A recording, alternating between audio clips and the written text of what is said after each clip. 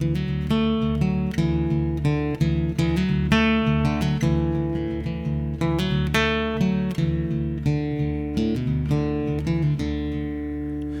is the Storied Outdoors, a podcast somewhere between Lewis and Tolkien and Lewis and Clark, finding clarity in the stories we tell and the adventures that shape us.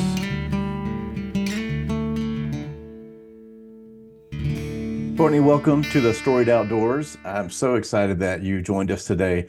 We are, we're a podcast that we talk about the outdoors, and our tagline is somewhere between Lewis and Tolkien and Lewis and Clark. And you are a birder and a minister, and you've just written a book called Looking Up. We're going to get into that in a little bit, but I saw you on Instagram. I think that the algorithm has really nailed it in on the people who I should follow. And so this was a suggestion. I was like, I even told some of my friends that we have a little group on Instagram. It's called Birding Friends, and I sent it to them. I said, have you guys seen this? And they said no. And so one of my buddies went to try to order some copies from our local bookstore, and it had not even been published yet. And so I was thankful that we were able to kind of get on the front end of this and invite you on the show. And thank you for sending a copy. I'm a little bit into it, and I'm a slow reader, but it is fantastic so far. So thanks for joining us, Courtney. Thank you so much for having me. It's great to be with you both.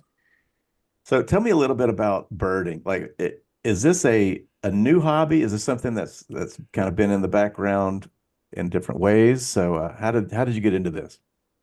I grew up in the North Woods of Wisconsin, where I was surrounded by birds, and I paid them no attention whatsoever. And my mom is pretty outdoorsy. My grandparents were pretty outdoorsy, and they were always asking me to look out the window. Let's go out in the yard. And I was like, no, the books are indoors. I was much more of a reader than a birder. But at the start of the pandemic, which is a story that's common for so many birders trapped indoors, I started taking walks for my own sanity, for my own mental health, and started to notice that there were birds I'd never seen before. And if I hadn't been noticing the birds that were all around me, what else hadn't I noticed? So I tell people I'm not an expert, but I am an obsessive enthusiast. So for about 4 years, it's been all birds all the time. My poor husband is like, our dates have to be indoors or you're just obnoxious to be around. Like, it's a constant distraction.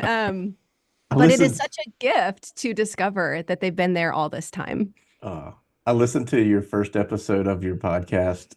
Tell me the name of your podcast again. It's something. The Thing with Feathers. The Thing with Feathers. I was gonna say something about feathers, but it was The Thing with Feathers, and it sounded like your husband is reluctantly going on this journey with you. He is a birder in progress. I think he's not quite there yet, but he sees where our retirement will land in 25 years, and it's going to be all bird trips all the time. So, I love it. Now, I just recently, in this season of our podcast, this episode will be for season 9, which is exciting. But in the current season that we're in, I wrote about my first season duck hunting, and you said something is like there's something that's always been there, and seeing something that discovering something that it's been around you but you didn't realize it or weren't paying attention to it. And I had a similar experience.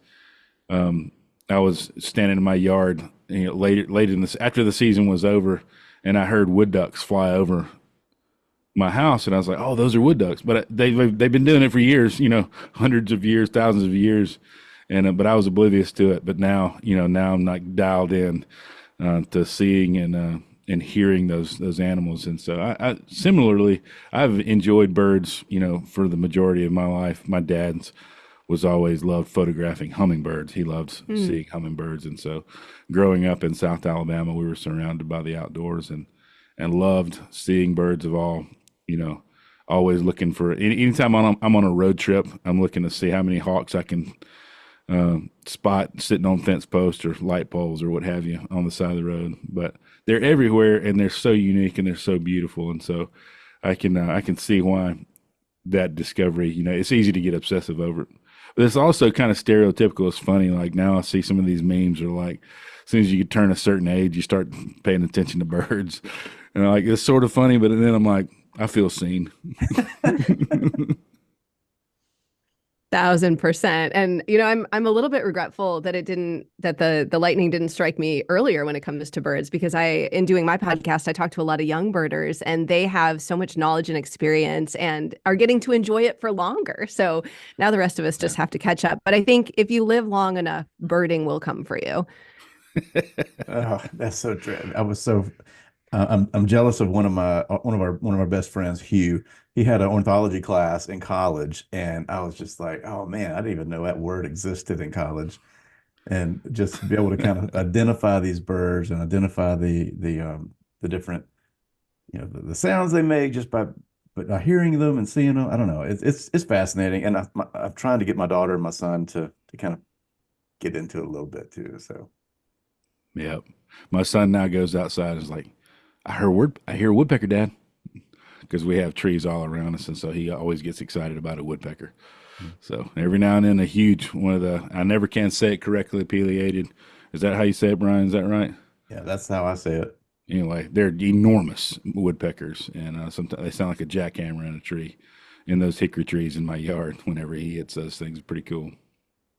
I like the size of a chicken. They look like you could eat them for dinner. You shouldn't, but they look like you could. You should. Brian's got a great. We saw some down here last time he was visiting in Mobile. We took my boat out. I live right off of the Mobile Delta here in the north part of Mobile County, and so there's just a vast waterways and trees and cypress trees. And Brian, man, captured a beautiful picture of one of those sticking his head out of his cypress tree hole, and that was pretty cool. We're spread out. We're on one side of the country, and you're on the other. What are some of your favorite places to go birding there in Orange County? Oh goodness, Southern California is really an embarrassment of riches when it comes to birding. The biggest area for biodiversity for birds in the entire country is San Diego County, which is just a few miles down the road from us. Yep. And they'll see birds we don't see, but we see a lot here. So I get out as often as I can to the San Joaquin Marsh, which is this beautiful spot that has marsh, but it also has woodlands and meadows. And you will see, if you spend a good day there, you'll see 75, 80 different species of birds. But I love going to the coastal wetlands as well. There are some really great Bolsa Chico wetlands and lagoons like that, the back bay of Newport Beach, where you'll see seabirds and shorebirds, and also birds that sometimes go a little farther inland. So it's magic out here when it comes to birding. Although in this, we're recording this in May, which is migration season, and where you want to be in May as a birder is you want to be in Ohio. You want to be in that great Mississippi flyway where they're seeing hundreds and thousands of warblers and sandhill cranes and things like that coming right up the middle of the country. So May is the one month I wish I was still living in the Midwest. Have you ever, isn't there an island off of San Diego that's popular it's like a birding island or something like that? What is the name of that? There are a lot of different ones. Last summer, we went out to the Channel Islands, and Santa Cruz Island has a bird that only exists on Santa Cruz Island. It's called the island scrub jay. It's 7 miles offshore, but jays don't migrate. So they're stuck there. And we got to see one. I thought we'd have to hunt for it. And we pull up in the boat, and it is sitting right there on the ranger station picnic table. Like, hi. Okay, now you can just enjoy the day. Yeah, totally. Totally. But there are several like that. There's a type of loggerhead shrike that only exists on an island out here, but that one's not open to the public. So wow. I dream. Oh man. There's a place in North Alabama called Wheeler State. It's the Wheeler National Wildlife Refuge, I think is what it is. And every year, sandhill cranes and whooping cranes, they come through, and it's for about maybe a month, 2-3 weeks, maybe. And I was able to go up there this year with my kids and my camera and a couple of friends and take some pictures of these endangered species. I mean, the whooping crane, I think there's not a whole lot of them left, but sandhill cranes were everywhere. There were a lot more of them. But yeah, that to see a rare bird, I don't know, that's something fascinating to me. I don't know. I kind of nerd out on them and think about, I'm going to travel all these, 100 miles to go see this bird. It's magic. It really is. I've found that, I'm subscribed to all these birding message boards and things, and I've had to turn off the rare bird alert that I get from eBird because it ruins my day. I'm at work or I'm picking up the kids or they've got a basketball game and I want to be present with them and not thinking there's a Lewis woodpecker just 20 minutes up the road. Like I just have to turn it off. And when I have a day to go birding, I turn it back on and sometimes I get to see one of those rarities, but you have to live where you are as well. That's true. That's true. I always like seeing a bird I haven't seen before in my backyard. Those are fun. Just so happened to come to your bird feeder. Just came, and year after year they come back, and I'm like, gosh, you guys have kind of found something you like over here. You're putting out good food. They like you. Yeah. There you go. I found a tree in my backyard for the first time, and I didn't know it existed until this year. And it's a mulberry tree, and it has these white little berries on it, and they look like little flowers, but they're little clusters of berries. And birds were everywhere in them a couple of weeks ago. And I saw for the first time a scarlet tanager just up there feeding on these things. I'm like, I didn't know that tree existed in my yard, but then I had no idea that bird would come into it. And so those are beautiful birds, absolutely gorgeous red. And so, yeah, that's kind of fun to kind of find something in your backyard that you don't normally see. So It's done wonders for my prayer life, just in thinking, what else am I not noticing? What other nudgings of the Holy Spirit have I not paid attention to? What else is right in front of me? I have a friend who's a pediatrician, and he said birding makes him a better pediatrician because you have to pay attention to these fine little details. The difference between one species of flycatcher and another can be as subtle as a little eye ring or a wing bar. And he said that helps me when I'm ministering to children and trying to figure out what's wrong when they can't tell me. And I feel that way about birding in my own pastoring life and my own parenting life, but also in my walk with the Lord. It really has become my favorite and I think most transformative spiritual practice. Going out and looking at birds sounds so simple. Yeah. Yeah, we always say it. It's almost like we were meant to live in a garden. Wait, what? Where'd you get that crazy idea from? Who would have thought? Is there, obviously you had lots of them if you've been doing it for any amount of time, but is there a particular bird encounter that comes to mind that's more unique than maybe any others, like a closeness, maybe you got really close to one or something that comes to mind for you?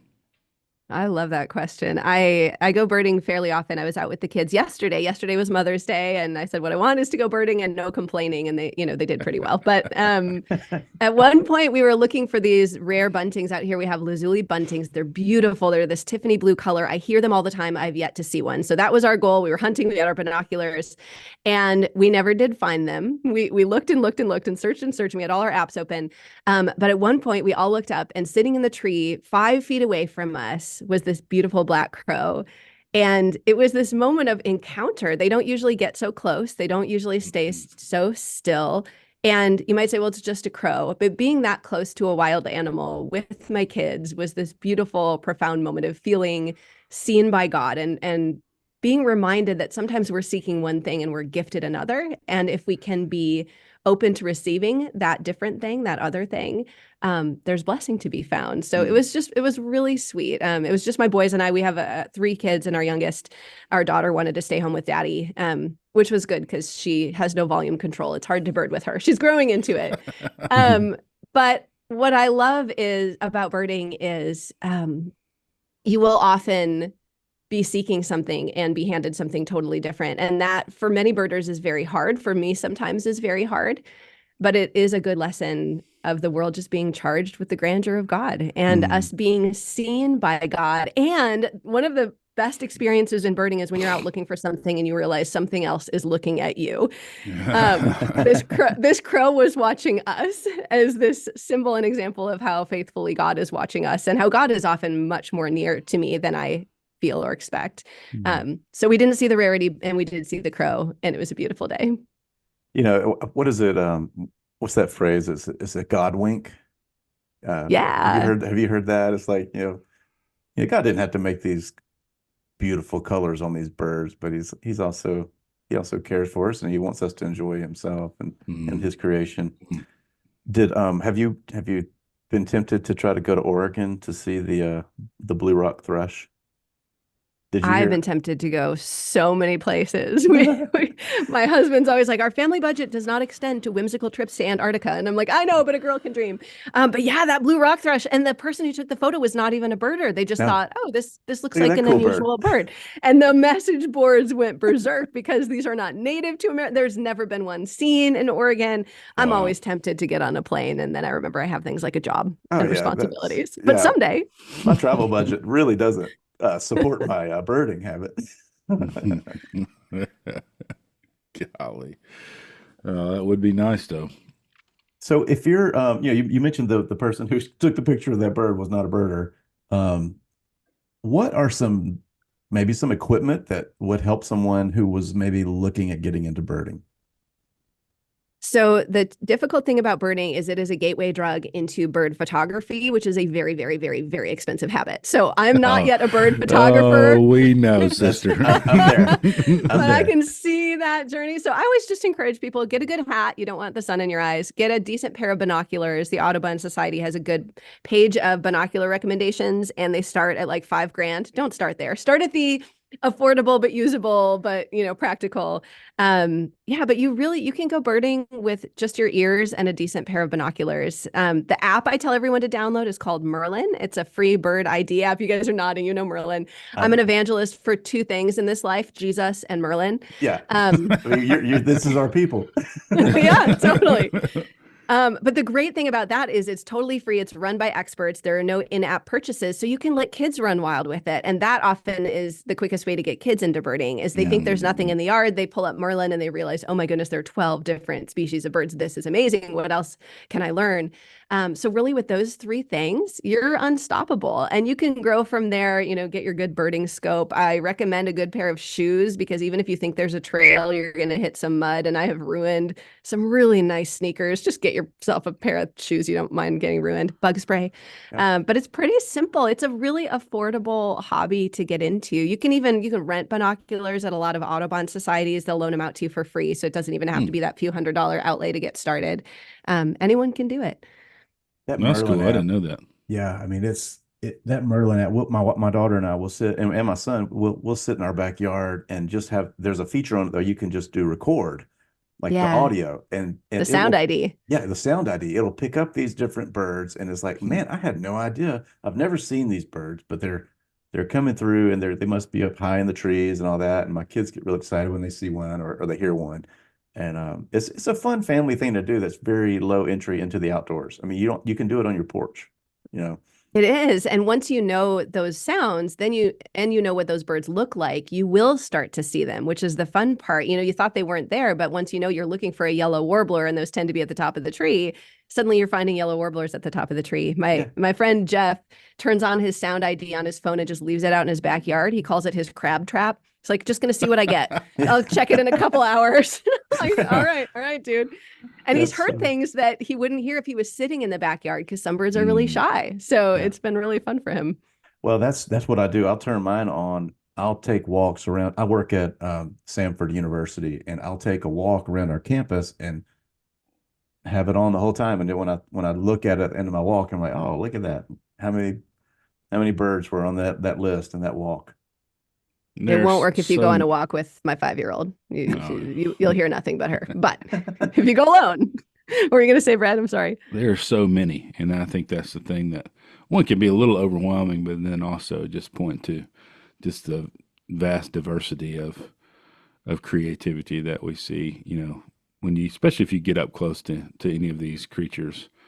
And part of, that's part of duck hunting, when you do take down some ducks and you're able to like really examine and get up close to them. And they are just so intricate, to see up close and man, just have a love for the diversity that is there in the creativity and go, man, there's no way this was an accident. You got to be kidding me, or turkeys. Like, I always think that whenever I see a turkey up close and watch them walk and you see their colors change and the iridescence in their feathers as they walk and just how utterly camouflaged they are.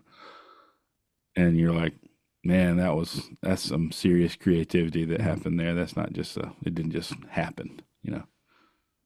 A bird up close is magic when you can start to see those patterns in their feathers. I mean, ducks especially. Ducks are a wonder. Turkeys in mating season are a wonder. Those tom turkeys that get all puffed up and yeah, but Mhm. you learn something from them, seeing them fly, seeing them far away, but holding them in your hands is a totally different thing. Mm. You've had I've seen some pictures recently of you being able to hold some birds in your hand. Did I I, see that you held an owl recently? I I did. I did. My 40th birthday a year back, my husband, I had been desperate to see an owl. I'd been looking all the places people said they saw owls. Nothing, nothing, nothing. He's like, fine, we're going to go to one of these naturalist stations where you can actually see an owl. And I got to hold it on the big leather glove. I've gotten to hold a couple of hawks.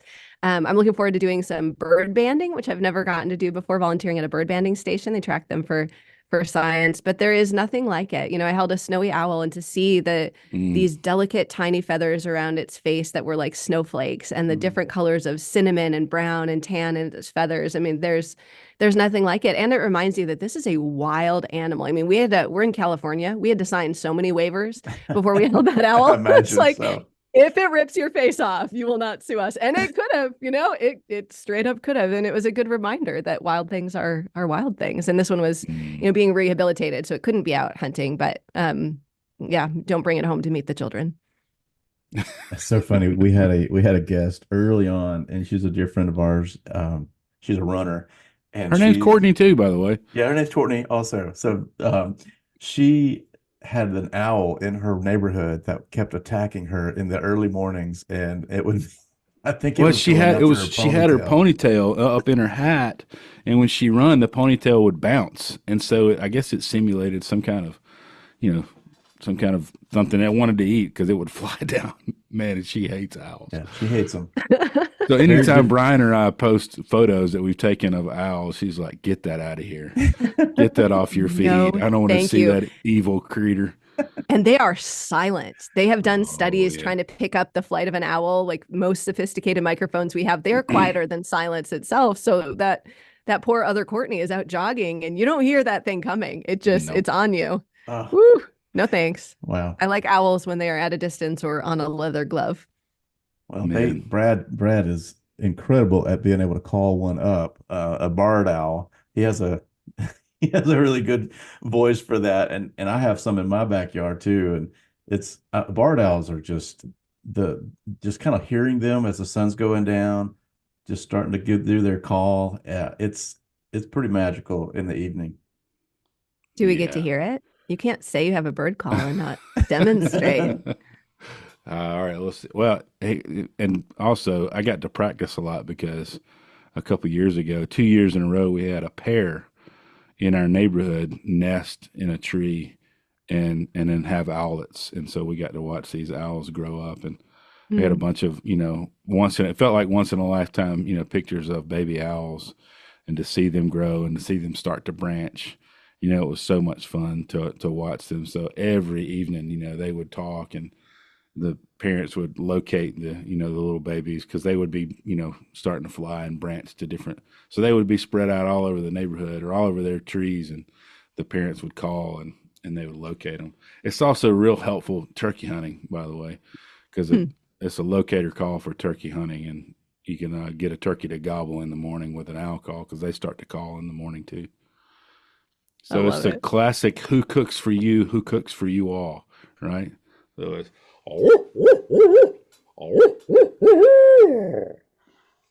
so there you Okay, go. that was really good. I think they could train the Merlin Bird app on that rather than the actual owls. Oh, I I think need I to just had test it. one call up. I need to test it to see if the Merlin app calls me a barred owl. Yeah, you gotta That would be test pretty it. good. See how accurate it is. Oh, that's funny. You Well, guys let's have shift. heard the joke about the guy who stands on his porch at night calling for owls? Tell us.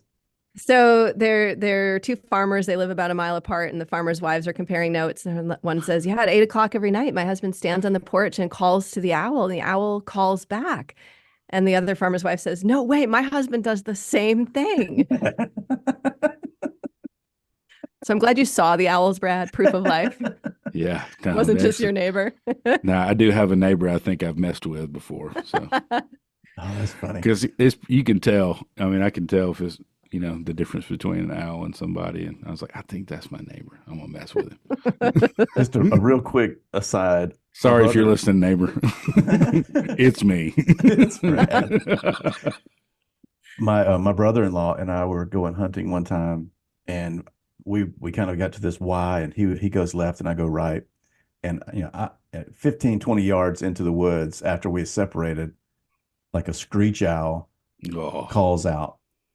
And I kind of stop. I'm like, okay, that was startling because it was pitch black. I'm walking onto my stand, and when we finish hunting, my brother-in-law says, "So I heard you make some kind of sound when you went into the woods. Was that so that like you would kind of blend in with the woods?" I was like, "Man, that wasn't me. That was an owl that was above my head." So he thought I was going in trying to like blend in with the territory by sounding like this loud screech owl as I'm going through the woods. I can't imagine like being in his perspective thinking, "Wow, Brian's really taking this camouflage to another Woo. level." man. He's gone full on wild man. We're a little Full-on wild concerned. man. We're a little worried. Wow. Uh, I have to try that. let's shift gears just a little bit to your book. I want to talk about looking up. This is a birder's guide to hope through grief. And can you kind of tell us a little bit about this? How did this connection between birding and coping with grief come about?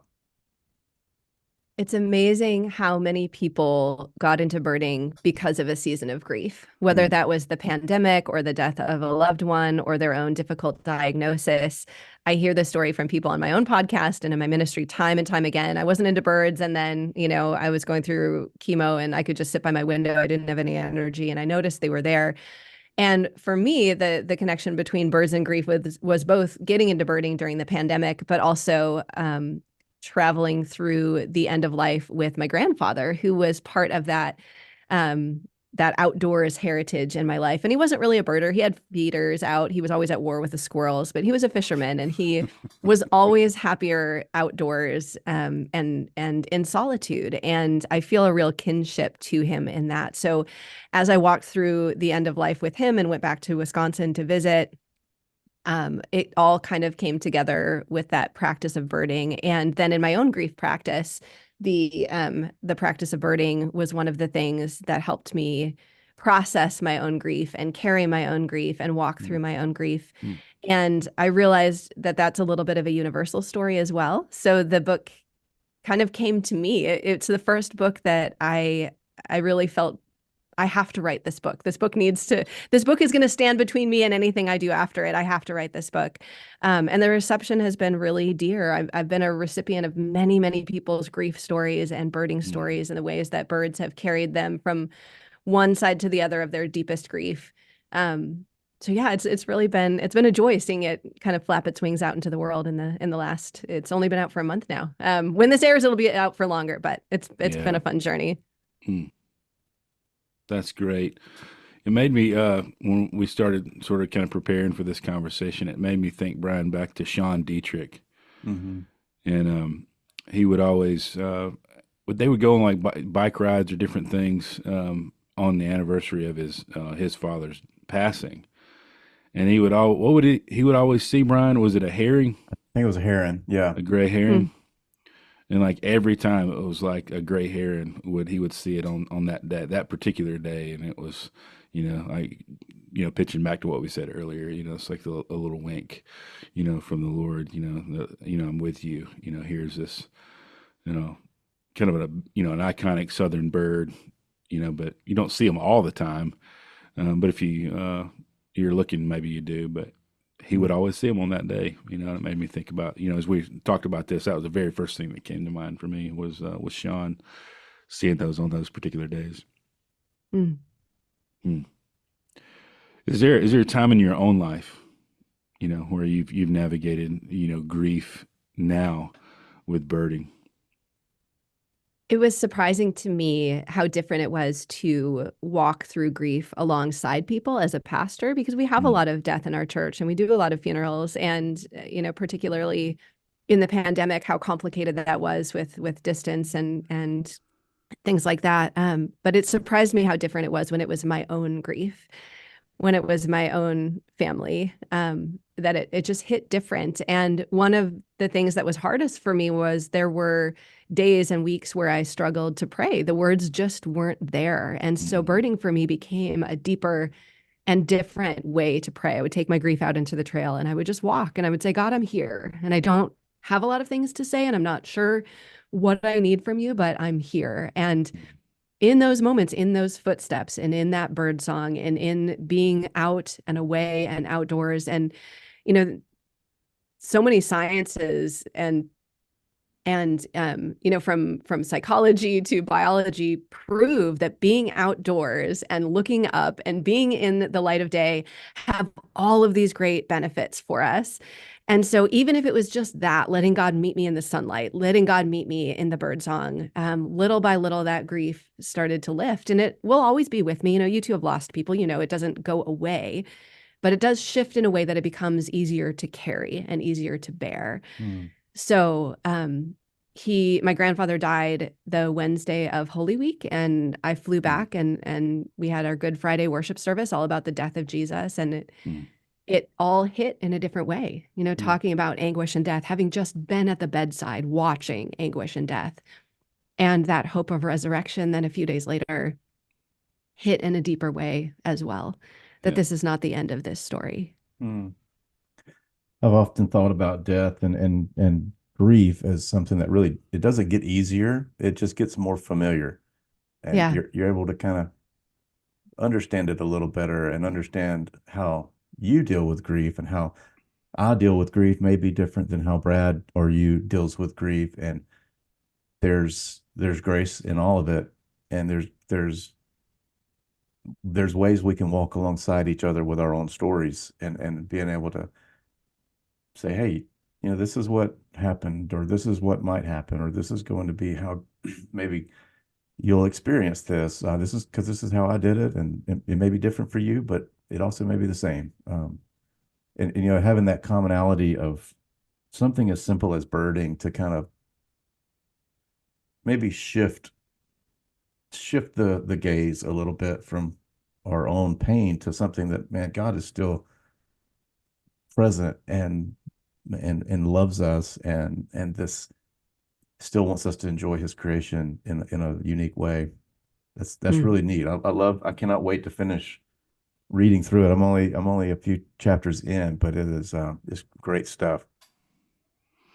It makes me consider it's such a hopeful thing, I mean, some dogs will look sad. We had a golden retriever for a long time that had really droopy eyes, and one of my little girls was like, "Why does she look sad?"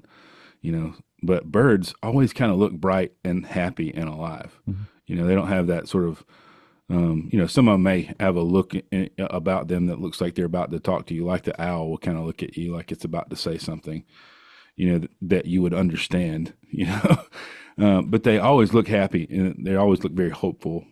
And so, for me, like navigating, for my dad, like a hummingbird is so energetic, and he loved them, and he loved them. So anytime that I see them, obviously they make me think of him. And, he loved to photograph them. So I inherited, his camera and his lenses and so forth. So I had easier entry into the gateway drug of birding and moving over to birding photography. But they are hopeful. And they come, they come around in their season, and so you get excited to see, when birds do come through. Like next year, Brian, you're going to be looking at that tree differently, as you wait for those, those birds to arrive. And so there's such a hope that's there that I think, certainly helped me navigate my own grief, is that there is life, there is hope, and it flitters in and flitters out, quickly sometimes. And the birds go on, which was really an encouragement to me. My grandfather's life was over, and now he belongs fully to the Lord, and dealing with that grief, but also taking that grief out on the trails and witnessing that the work of the birds goes on was so hopeful to me. There was, the average workplace gives you 3 days off of work for the death of a spouse or a child, and usually even less for family members that are farther off. And the shock hasn't even worn off yet. It hasn't No. even hit you. So I went back to work on Friday and we did Good Friday and we did Easter and I was okay until about Wednesday the next week. And then I went into the office and my senior pastor saw me in the hallway and he said, "Are you okay?" And I said, "I can't be here." And he said, "Okay, don't be here then. Be where you need to be." And I went out to my favorite birding lagoon. I went out to Bolsa Chica and there were probably 200 pelicans. And I just sat there for the afternoon and watched these pelicans. And I'm tearing up. It was 2 years ago. Mm.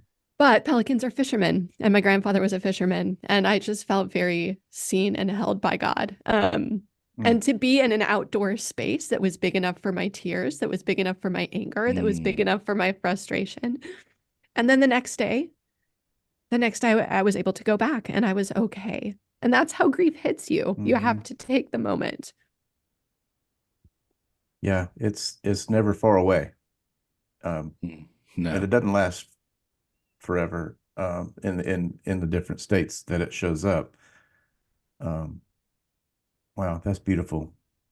That's another example of just God's comfort and his ability to know us uniquely.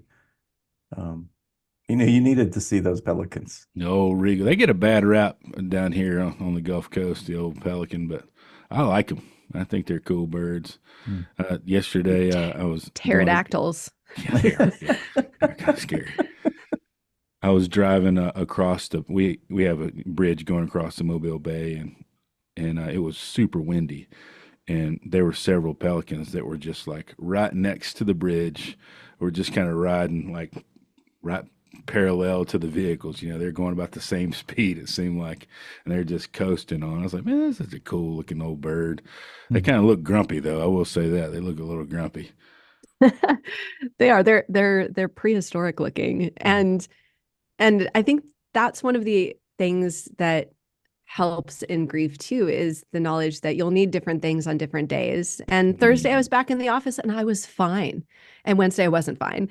And to be patient with ourselves and to realize that things will come in seasons, like birds come in seasons. And you may go out desperate to see something and see nothing. And that's just what the day has for you. That's what God has given to you in that day. And our society is pretty anemic in its understanding of grief. But God is not, and creation is not. There are a lot of birds that grieve. Albatrosses, if they lose their mate, they will grieve for years. They mate for life. And sometimes they will find a new mate, but sometimes they won't. So to see animals grieve and then there are other birds that mourning doves make terrible nests. It's like 5 sticks thrown together. Like they don't even try. So half the time their babies fall out the bottom and they die. And then they just build another one and just lay some more eggs. Like every bird is different, just like every person is different in their grief. People won't hold it in the same way. And it'll hit us in different ways. And I think that's just another testament to the beauty and diversity of God's creation. I think you said it just a second ago about being angry with God during grief. And I think that sometimes we're afraid to do that because we feel bad about being angry at God. But God's big and he can take our anger, and he wants us to come to him even with those emotions and pound on his chest if we have to. He's just there to love us and to continue to love us through those times. I love that image of pounding on God's chest. And often on the other side of the anger is the deeper thing that we weren't able to say because the anger was blocking it, or we weren't able to pray, or we weren't able to deal with. I see this with my kids, and I think we're all kids to God. Is they're having a tantrum about something. And when I can let that tantrum spin out and let them know I'm here, it's okay. You don't scare me. I'm not going to leave you just because you're really, really mad right now. And the other side of it is, today at school, I was left out of the game and it really hurt my feelings, but they couldn't get there. First, they had to be really mad at their sister. And God knows. God is so patient with us in our anger. The Psalms are full of anger. Yeah.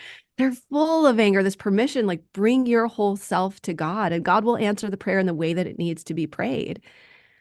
Yeah, I love that. I remember my eyes being open to that. I read there's a little booklet from Dietrich Bonhoeffer called the Psalms as the prayer book of the Bible. And he's like, the word of God becomes the steps by which we find our way to God. And he's like, even in those imprecatory psalms. Like all of those are God's word, and all of those are license for us to be able to pray. Here's language for you to pray. Here's how I want you to be able to you can be angry with me. Look, they were angry with me and I love them, and here's how you can pray. And this invitation of that. And man, that's a loving God, Mm-hmm. So he doesn't shut it down, but he welcomes it.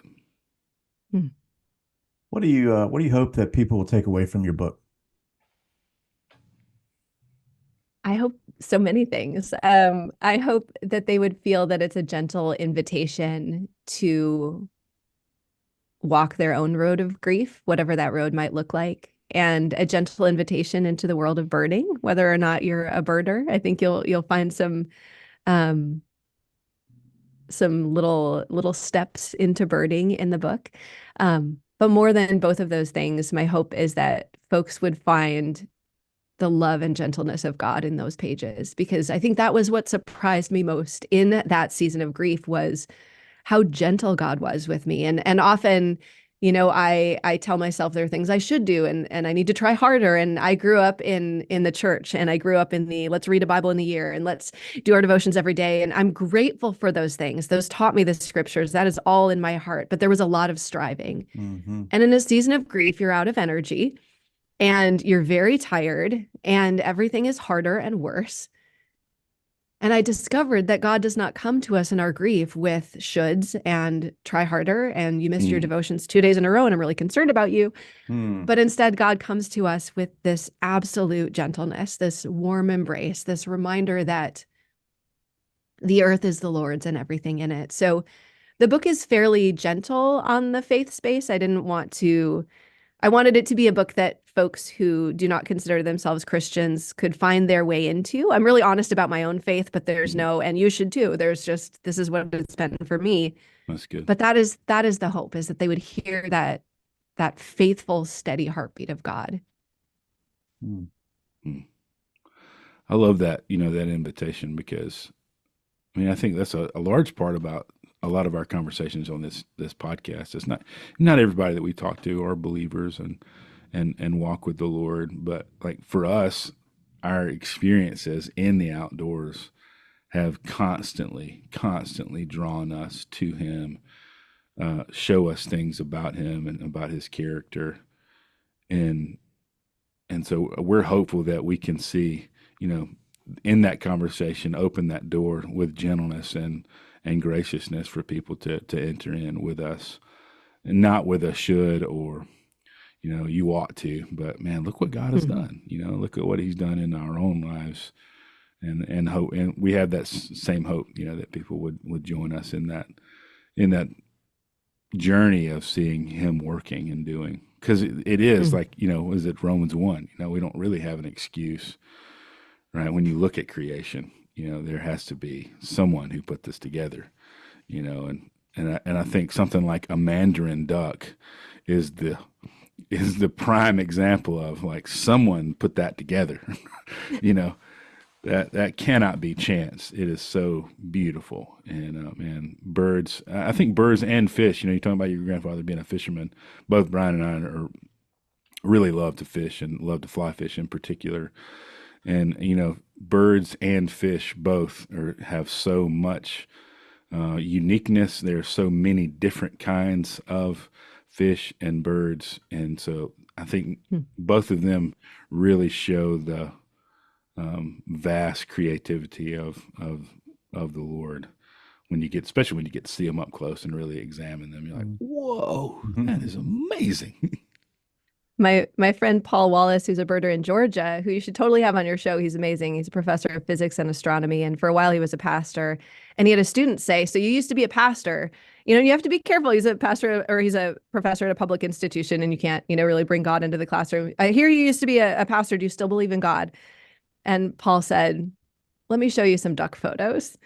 And I love that answer on so many levels, because let me show you God by showing you these duck photos in this gentle way, and in this way that opens us up to the book of nature, which for so many of us is an entryway into the scriptures and in a deeper way than we've known before.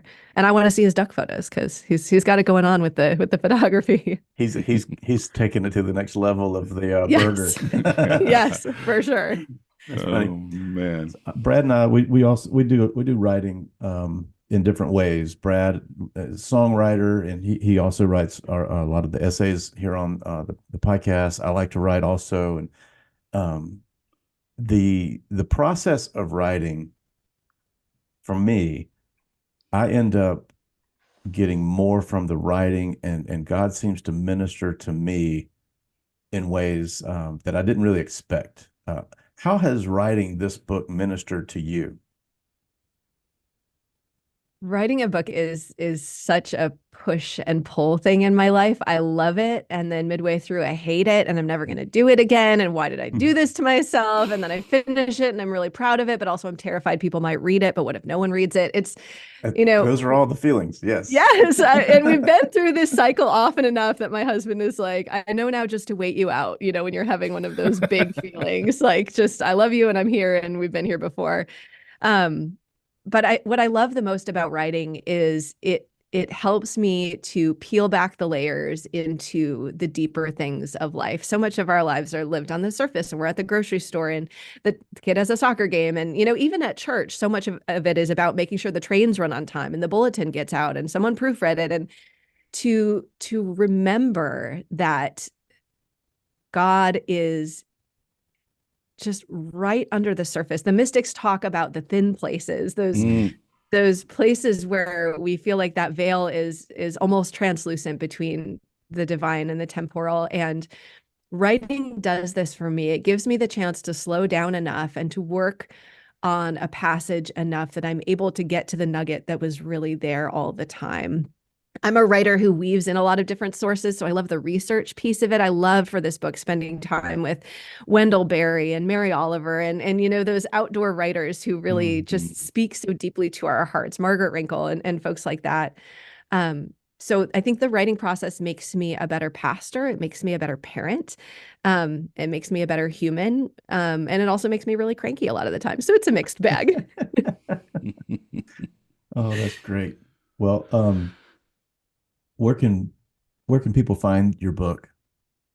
It is anywhere books are sold. You can pick it up from the publisher, IVP, University Press, but also all the usual suspects, Amazon and Barnes & Noble. You can go to my website, which is CourtneyBEllis.com, B as in boy. When I started this journey. When I was looking for you, I was like, "Ooh, there's a couple of Courtney Ellises, and we better get that B in there." So when you search Courtney, Courtney B. Ellis. It's very important. It's very important, and I don't know if this is still the case. I haven't checked recently, but when I started this publishing journey a decade ago, CourtneyEllis.com was a lingerie model. So don't go there. That's not me. Internet's a dangerous place. It's a dangerous place. Spelling matters. I'm on Twitter. I'm on Instagram at Courtney Ellis. I'm awesome. on Facebook, but not as much. But I love talking birds. So come talk birds with me. I'm sure you're in a handful of birding groups as well. For sure. And I got my birding podcast, The Thing with Feathers. Yeah, we'll put links to all of those on our show notes. I will say, obviously there are a lot of birds, right? Do you have like maybe a top five or I'm scared to say a favorite bird because that's pretty difficult to pick out a favorite bird, but is there one that you never grow tired of seeing? Do you want to know my favorite child after that? We'll just put that on the podcast. That's the question, right? Well, no, I do. I do not have a favorite child. I do not. My daughter is my favorite daughter. Right? I could say that about my daughter too, but the sons are trickier. My favorite middle child, my favorite oldest child. I do have a favorite bird. It is my one and only tattoo. I have a song sparrow on my leg, and I love song sparrows because they're very ordinary looking birds. They're smallish and brownish, and they're not that much to look at. They exist almost over all of the continental United States. So you guys have them, we have them. They don't really migrate. Some of them are short-term migrants, but mostly they stay put. And what I love the most about them is they have this beautiful song and they keep singing no matter what the weather. They sing in the storm. And for me as a person and a pastor and a parent, like that is what I want my life to be, is someone who continues to sing even Yes. in the storm. That's beautiful. That's good. I love that. I love that. Maybe that makes me think of, we had this guy that was on our podcast. His name's Dave Kakish, a good friend of mine, and he had this uncle, and I think I want to say he's Jordanian because that's his dad's brother. But he would always get up really early to pray, and he would tell David that he beat the birds. I beat the birds this morning to sing. And so anytime I've been up early enough to beat the birds, I always think, oh man, I beat them this morning. Because there is a time where they're quiet, but then they start to pipe up and they start to sing. And so, yeah, it's my goal is my prayer life is, can I beat the birds? That's cool. That's beautiful. So how have you been able to experience God's truth, beauty, and goodness through the outdoors or through birding? Oh goodness, how much time do you have? I That's mean, a that's two-parter. yeah, that's the whole thing, isn't it? There's a whole Is this- podcast devoted to it. There you go. yes, Yeah. that is the entire thing. Is that God has written his beauty and his goodness in every element of creation, every aspect of creation. So I've experienced it on a daily basis, just going out on those bird walks and remembering that the earth is the Lord's. The more I study birds are really this bottomless bowl of delight. The more I learn about their biodiversity, the more I learn about each individual species of bird. And the book really goes into this. There's a chapter on albatrosses and a chapter on pelicans and a chapter on wrens. But everything I learn about every unique bird blows my mind. It drives me to my knees. God is amazing. Wrens, just one little example, many species of wrens have these sophisticated vocal cords and they can sing more than one pitch at a time. So they can harmonize with themselves. So if you think you're hearing two wrens, you may be hearing one wren, or you may be hearing two, because the way pairs of wrens sing together, their notes interweave so seamlessly, it's almost impossible, even with really sophisticated software, to tell them apart. Creation is a wonder. And I think I lived so much of my life blind to it. I was pretty indoorsy. I liked, books more than people. And I was, I was reading a lot and learning a lot. But once I started getting out, I realized, oh my goodness, I have been blind to this huge banquet set before me every day for no practical reason. God didn't need to make multiple kinds of herons. God didn't need to make wrens that can harmonize with one another. And yet God chose to create this beautiful world in many ways for no other reason than to say, look, I'm good. I love you. I'm here.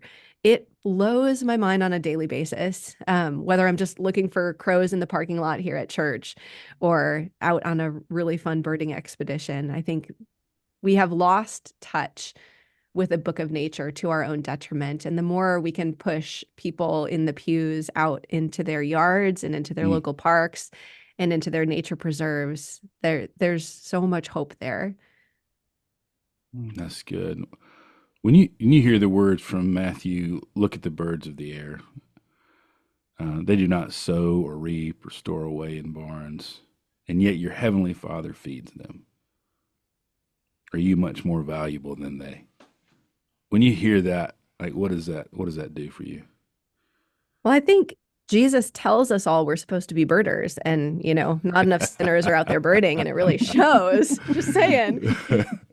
No, I love that passage doesn't say, look at these sparrows, they don't matter, you matter. They say, look how God cares for these sparrows.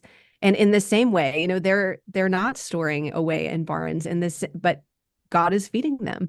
How much more will God care for you? And the more time I'm out in creation, the more I see how God does care for the sparrows and the egrets and the eagles and the osprey. And when I see God's care for them and remember that verse from Matthew, that care of God is even more for me, it's overwhelming. It's so good. It's so beautiful. I have that verse in like every room of my house. It's right here on my desk at church.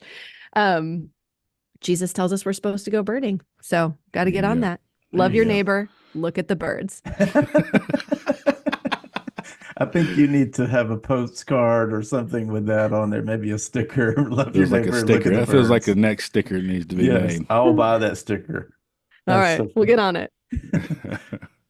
This podcast, we like to call it a digital campfire. do you have a story of the outdoors or birding that involves a close encounter or an adventure that you would like to share if we were all sitting around a campfire, not just through Zoom and microphones? Yeah, I think I want to hear one because you talked about messing up a pair of shoes. Like that's what we're talking about. Like you went on a journey to find something, and it was much further and much longer than you expected.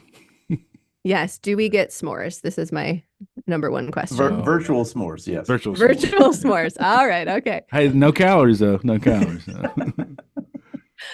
So we were down on a little family vacation in San Diego, just a little local family vacation. And my husband knows that if I can get a little birding out of the way, I'm just more pleasant to be around. So he's like, first day there, I think we're pretty near a good birding spot. Why don't you look it up? And I look it up, and we are near the Bataquitas Lagoon, which is one of the best birding spots in all of San Diego. We are within walking distance. I had no idea. He booked the trip. I was, doing other things. And What a so good husband. I mean, he's the best. He's the best. And so I wake up early in the morning because birds are best early. And I realized I had not planned to bird really on this vacation, which was my fault. I had my binoculars. I always have my binoculars, but I didn't pack any good shoes.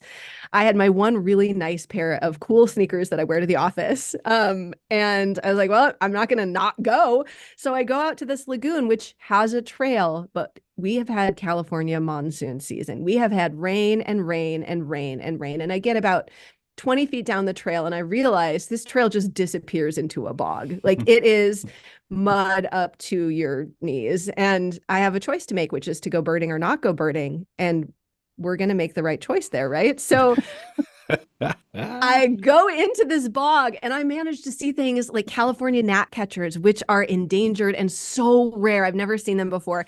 And I have an incredible time. And there are points where I'm like, I am so glad that this is California and not the deep South, or I would have been bitten by 18 different snakes by now. Like the only thing that's saving me is rattlesnakes don't like water. So we're okay. But I get back to the room and my husband was just bringing the kids back from breakfast. And he's like, what on earth? And I look down and I mean, there is mud in my shoes. There is mud up my pants. Like I have packed for this 3-day weekend with really minimal amount of clothing. And I spend the next, 2 hours in the shower hosing myself off. Worth it. 1,000%. 1,000%. Awesome. When faced with the choice to go birding and not go birding, I know they were all birds too. I bought myself a pair of all birds. They were ruined by all the birds. It's okay. We always say, Brad has said it before, you can't have adventures sitting on your couch. That's right. You got to get out there. You can't. Don't worry about the weather. Just get out there. Be careful, be safe. Don't get out there in lightning storms. But, there's a lot to be seen out there. You just really what you need we go back to our list of things for birding. You just really need to get you a pair of rubber boots. Yes. And just leave them in your car. Yeah. Not usually in California. That's the thing. We live in a desert climate. I have never encountered that in 4 years of birding, but now, maybe hip waders. Maybe hip waders are in order. I don't know. Got some of those. Yeah. That's amazing. Oh, I love that. What a great story. And it is worth it. You go through all of that and you see something special, and what's a little mud? What's a little mud between the toes? Right. It's all good. I love that. It's all good. You've written a book. I'm sure you're speaking a lot around the book. What kind of adventures are on the horizon? What's your next adventure on the horizon? I get to do a little seminar on bird watching as a spiritual practice for a Presbyterian church up in LA in a couple of weeks. And I'm really looking forward to that. That sounds awesome. Yeah, it's going to be good. And already have your mapped out birding spots to go see while you're there. I do. LA County has all these cool parrots and parakeets that you would think we would have down in Orange County, but so far they haven't come south. So the great thing about looking for parrots and parakeets is they're super loud and they hang out in big groups. So you can usually just pull up to a trailhead, roll down your windows and be like, nope, they're not here. I'm going to the next trail. Well, that sounds fascinating. So, and they're just wild. They're not like in a sanctuary or anything like that. Is that right? So people adopt them from the exotic bird trade, which is illegal in a lot of places, and then they're really loud and they're difficult to care for, so they let them go. And because our Oh, climate is similar to Ecuador, which is where most of these birds are coming from, they stick Interesting. around and they flourish. And birders love them, but people who are trying to like work from home in LA, not big fans. no. Not big fans. Oh man, that's interesting. Wow. They would make it in Mobile. Yeah. Give it some time, they'll come to you. Well, this has been such a fantastic conversation. Thank you, Courtney, for spending some time with us today, and for just sharing your heart and sharing your book and some cool stories. I know that our listeners are going to enjoy this conversation as much as we did. Brad, will you just kind of wrap us up here? Yeah, I mean, I echo Brian's the sentiment of just taking some time out of your day to join us and share not just your book, but also some of your life and your experience of grief. There's so many people that pastorally this, that are hurting. Everyone's hurting and navigating grief in various ways, and some people need to hear that it's okay.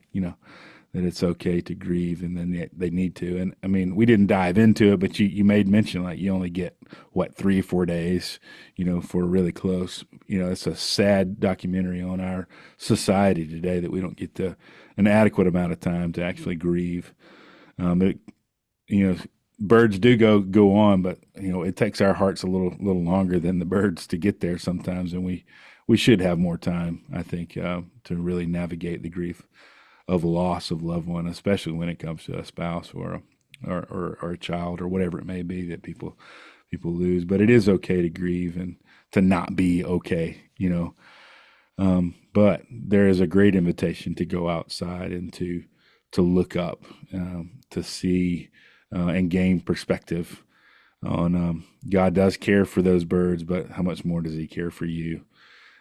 That he cares, he loves them, and he loves you, and he provides for them, he provides for you, and he's going to clothe you even greater than the flowers are clothed. And so it's a great reminder and a great practice. I unashamedly love to see birds, and I think more people, I agree, if you get out there and you look around, there's a little hopeful moments of seeing even if it's a cardinal, they're pretty normal around here.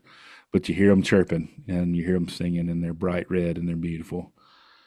And man, we need that hope, and that's a good practice for today. And so I'm so glad you took time to write that book and put it out there. That's the thing we hope. That's what we're trying to cultivate. That's why we wanted you to be on this podcast, is because you're doing the very thing that we want people to do, and that's stop and write things down. That's to share your stories, to share your experiences.